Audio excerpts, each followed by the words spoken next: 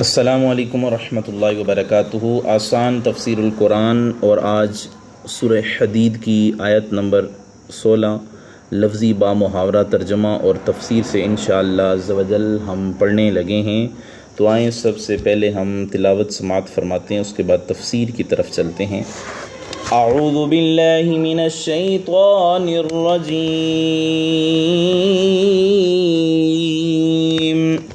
بسم اللہ الرحمن الرحیم۔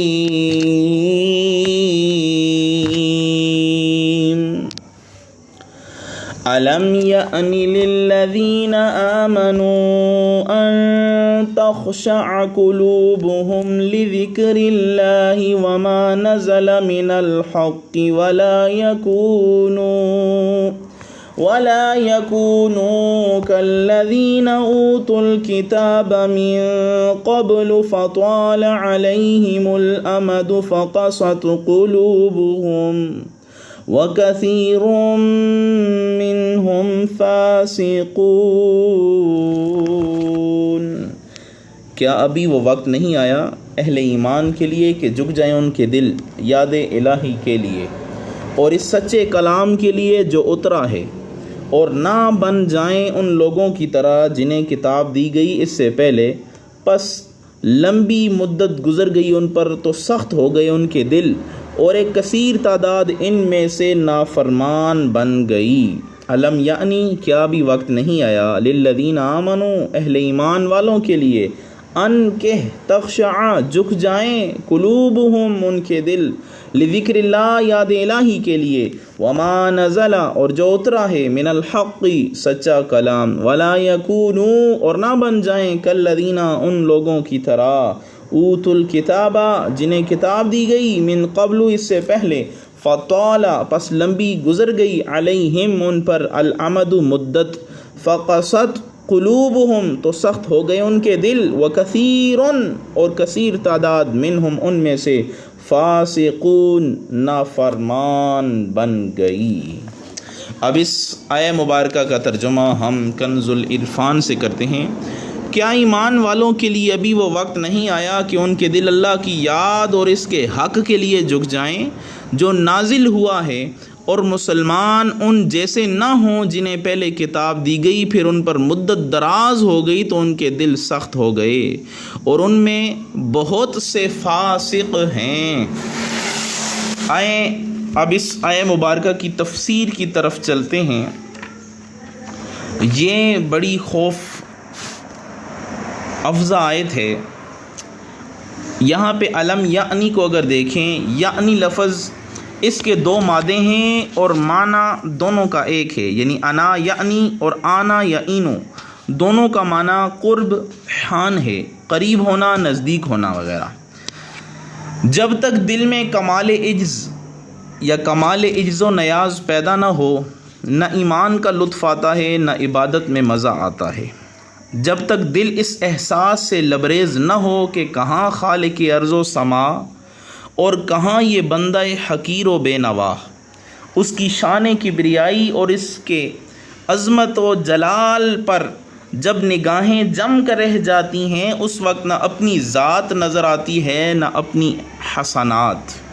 اسی وقت دل میں درد محبت اٹھتا ہے، اسی وقت آنکھیں اشکبار ہوتی ہیں۔ یہی وہ گھڑی ہوتی ہے جب اس پہ احسان کے دروازے کھولے جاتے ہیں۔ صحابہ کرام کی نمازیں، ان کی عبادتیں، ان کی تلاوتیں ہمیشہ اسی رنگ میں رنگی ہوئی تھیں۔ اس ارشاد سے اسی نعمت کے حصول کی طرف متوجہ کیا جا رہا ہے۔ اس آیت کی تاثیر سے کئی گم کردہ راہ ہدایت پر گامزن ہو گئے، کئی غفلت میں ڈوبے ہوئے ذکر و فکر کی لذتوں سے آشنا ہو گئے، اور کئی ہجر و فراق کے مارے مژدہ وصال سے بہراور ہو گئے۔ حضرت فضیل ابن عیاض رحمۃ اللہ تعالی علیہ علماء و صوفیاء دونوں گروہوں کے سرخیل ہیں۔ ان کی تقدیر کو اسی آیت نے بدل دیا۔ جوانی کے ایام میں ایک عورت کے دام عشق میں اسیر ہو گئے۔ ایک روایت کے مطابق بڑی مشکل سے اس نے ایک رات ملاقات کی اجازت دے دی۔ وقت مقررہ پر وہ عاشق سے، وہ شوق سے اور پورے وارفتہ قدم اٹھاتے ادھر بڑھ رہے تھے کہ کہیں سے یہ صدائے فردوس گوش بنی، کانوں تک پہنچی، کوئی پڑھ رہا تھا الم یأن للذین آمنوا ان تخشع قلوبہم لذکر اللہ، کہ کیا ایمان والوں کے لیے ابھی وہ وقت نہیں آیا کہ ان کے دل اللہ کے خوف سے ڈر جائیں، جھک جائیں؟ یہ سنتے ہی ان کے قدم رک گئے۔ ہوا و ہوس کا جو طوفان امڑ آیا تھا وہ سہم گیا، وہ تھم گیا، اسی وقت واپس مڑ گئے اور جا کر سچے دل سے توبہ کی اور مقام ولایت پر فائز ہو گئے۔ اور ایک روایت میں ان کے بارے میں یہ آتا ہے کہ حضرت فضیل بن عیاض رضی اللہ تعالیٰ عنہ فرماتے ہیں کہ توبہ سے پہلے حضرت فضل بن موسیٰ فرماتے ہیں کہ توبہ سے پہلے حضرت فضیل بن عیاض رحمۃ اللہ تعالیٰ علیہ بہت بڑے ڈاکو تھے اور دو علاقوں کے درمیان ڈاکہ زنی کیا کرتے تھے۔ ان کی توبہ کا سبب یہ ہوا کہ انہیں ایک لونڈی سے عشق ہو گیا۔ ایک مرتبہ وہ اس کے پاس جانے کے لیے دیوار پر چڑھ رہے تھے کہ اسی وقت کسی نے یہ آیت پڑھی الم یأن للذین آمنوا ان تخشع قلوبہم لذکر اللہ۔ جو ہی یہ آیت آپ نے سنی تو بے اختیار آپ کے منہ سے نکلا کیوں نہیں میرے پروردگار، اب اس کا وقت آ گیا ہے، یعنی اب وہ وقت آ گیا ہے کہ مومن تیرے ڈر سے، تیرے خوف سے گناہ چھوڑ دے۔ چنانچہ آپ دیوار سے اتر پڑے، رات کو ایک سنسان اور بے آباد کھنڈر نما مکان میں جا کر بیٹھ گئے۔ وہاں ایک قافلہ موجود تھا۔ شرکائے قافلہ میں سے بعض کہہ رہے تھے کہ ہم سفر جاری رکھیں گے، اور بعض نے کہا صبح تک یہیں رک جاؤ، کیونکہ فضیل بن عیاض ڈاکو اسی اطراف میں رہتا ہے، کہیں وہ ہم پہ حملہ نہ کر دے۔ آپ نے قافلے والوں کی باتیں سنی تو غور کرنے لگے اور کہا افسوس کہ میں رات کے وقت بھی گناہ کرتا ہوں، اور میرے گناہوں کی وجہ سے مسلمانوں کا یہ حال ہے کہ وہ یہاں مجھ سے خوف زدہ ہو رہے ہیں، حالانکہ اللہ تعالیٰ مجھے ان کے پاس اس حال میں لایا کہ میں اب اپنے جرم سے رجوع کر چکا ہوں۔ اللہ عز و جل، میں تیری بارگاہ میں توبہ کرتا ہوں اور اب ساری زندگی کعبۃ اللہ کی مجاوری میں گزاروں گا۔ تو یہ سیدنا حضرت فضیل بن عیاض رحمۃ اللہ تعالی علیہ کے توبہ کا واقعہ جو ہے وہ بیان کیا جاتا ہے۔ اسی طرح حضرت مالک بن دینار رحمۃ اللہ تعالی علیہ کی توبہ کا بھی واقعہ آپ سماعت فرمائیں۔ حضرت مالک بن دینار رحمۃ اللہ تعالی علیہ توبہ سے پہلے نشے کے عادی تھے۔ آپ کی توبہ کا سبب یہ بنا کہ آپ اپنی ایک بیٹی سے بہت محبت کیا کرتے تھے۔ اس کا انتقال ہوا تو آپ نے شعبان کی 15ویں رات خواب دیکھا کہ آپ کی قبر سے ایک بہت بڑا اژدہا یعنی سانپ نکل کر آپ کے پیچھے رینگنے لگا۔ آپ جب تیز چلنے لگتے تو وہ بھی تیز ہو جاتا۔ پھر آپ ایک کمزور سن رسیدہ شخص کے قریب سے گزرے تو اس نے کہا مجھے اس اژدہے سے بچائیں۔ انہوں نے جواب دیا میں کمزور ہوں، رفتار تیز کر لو، شاید اس طرح سے اس سے نجات پا سکو۔ تو آپ مزید جو ہے وہ تیز چلنے لگے۔ اژدہا پیچھے ہی تھا، یہاں تک کہ آپ آگ کے ابلتے ہوئے گھڑوں کے پاس سے گزرے، قریب تھا کہ آپ اس میں گر جاتے۔ اتنے میں ایک آواز آئی تو میرا اہل نہیں ہے۔ آپ چلتے رہے حتیٰ کہ ایک پہاڑ پر چڑھ گئے، اس پر شامیانے اور سائبان لگے ہوئے تھے۔ اچانک ایک آواز آئی اس نا امید کو دشمن کے نرغے میں جانے سے پہلے ہی گھیر لو۔ تو بہت سے بچوں نے انہیں گھیر لیا، جن میں آپ کی وہ بیٹی بھی تھی۔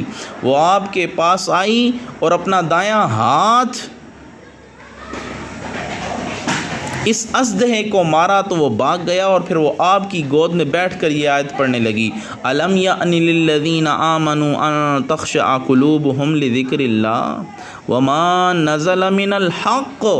آپ فرماتے ہیں میں نے اپنی بیٹی سے پوچھا کیا تم فوت ہونے والے قرآن بھی پڑھتے ہو؟ اس نے جواب دیا جی ہاں، ہم آپ یعنی زندہ لوگوں سے زیادہ اس کی معرفت رکھتے ہیں۔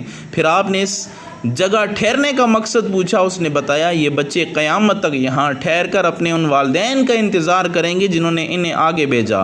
پھر اس اژدہے کے بارے میں پوچھا تو اس نے بتایا وہ آپ کا برا عمل ہے۔ پھر اس ضعیف العمر شخص کے بارے میں پوچھا تو اس نے بتایا وہ آپ کا نیک عمل ہے۔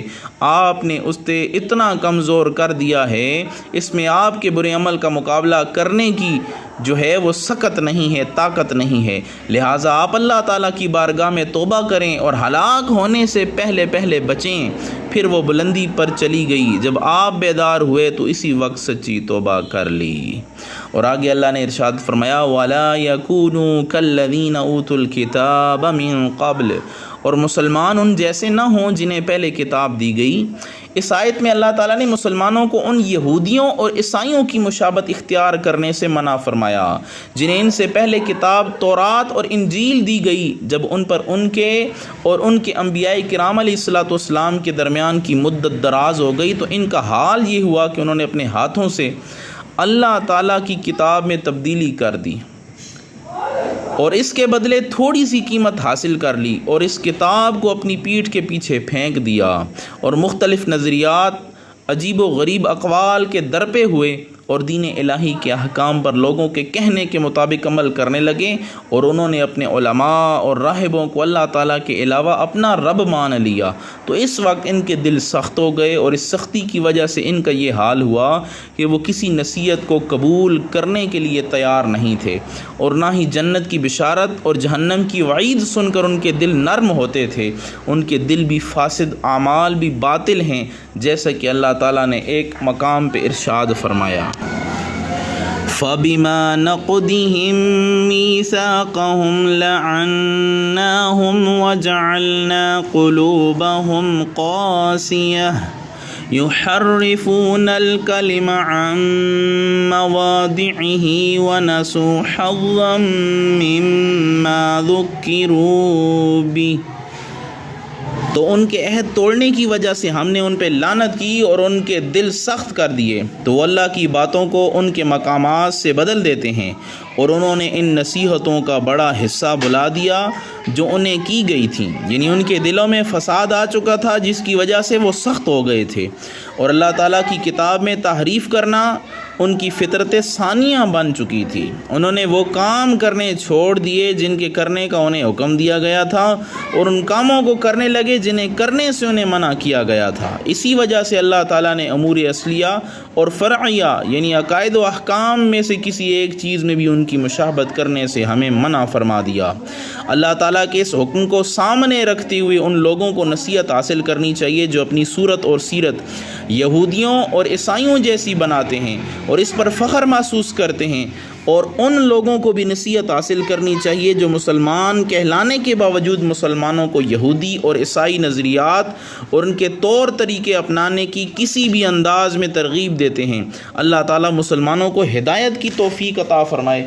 یہاں پہ جو ہے ایک اور چیز بھی آپ کے سامنے بیان کرتا چلیں، مرشد اپنے مرید کو ایسا وظیفہ جو ہے وہ تلقین کرتا ہے جس سے دل میں گداز پیدا ہو جائے، دل نرم ہو جائیں، جس طرح خالق کائنات نے اپنے بندوں کے لیے جو ہے یہ آیت اتاری کہ یہ آیت سنتے ہی جس آدمی کے دل میں رتی برابر بھی ایمان ہوتا ہے وہ اس آیت کو سن کے اس کا دل جو ہے وہ نرم ہو جاتا ہے اور دل کی سختی جو ہے وہ دور ہو جاتی ہے۔